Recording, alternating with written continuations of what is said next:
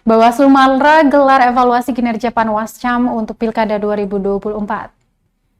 Badan Pengawas Pemilihan Umum atau Bawaslu Kabupaten Maluku Tenggara melakukan evaluasi kinerja pengawas pemilu kecamatan eksisten. Evaluasi ini merupakan bagian dari rangkaian pembentukan Panwaslu Kecamatan untuk pemilihan kepala daerah 2024. Pantauan tribunambon.com pada Senin 29 April 2024 kemarin, kegiatan dimulai tepat pukul 09.15 waktu Indonesia Timur di SMA Negeri 3 Kei Kecil Malra. Sebanyak 28 anggota panitia Panwascam jadi peserta dalam kegiatan tersebut. Sementara kuota untuk Panwaslu yang akan bertugas pada Pilkada 2024 di masing-masing kecamatan sebanyak 3 orang. Koordinator Divisi HP2H Bawaslu Malra, Marcelus Ungang, mengatakan kegiatan ini merupakan instruksi dari Bawaslu Republik Indonesia.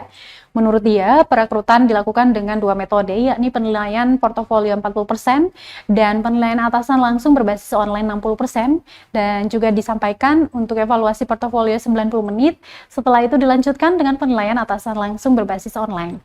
Untuk kali ini dilanjut, seleksi dilakukan kelompok kerja pembentukan Panwascam tentunya dengan melakukan penilaian evaluasi kinerja dengan soal tes yang telah ditentukan sesuai dengan arahan dan petunjuk teknis.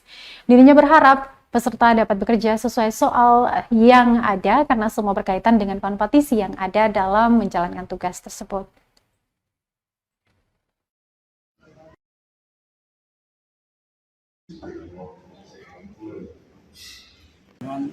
Penilaian atasan langsung yang waktu diduga sebenarnya yang disampaikan pada peserta itu bahwa mereka bekerja sesuai dengan soal-soal yang ada, karena soal-soal yang ada itu berkaitan dengan kompetensi mereka pada saat mereka melaksanakan tugas pada saat kemarin. Jadi percaya diri, sipil dengan baik, segala sesuatu itu bisa dapat terlaksana kalau masing-masing orang itu percaya pada diri sendiri dan mengandalkan kemampuan diri dan juga kemampuan pemilik yang punya kekuasaan yang ada di sana. Siap.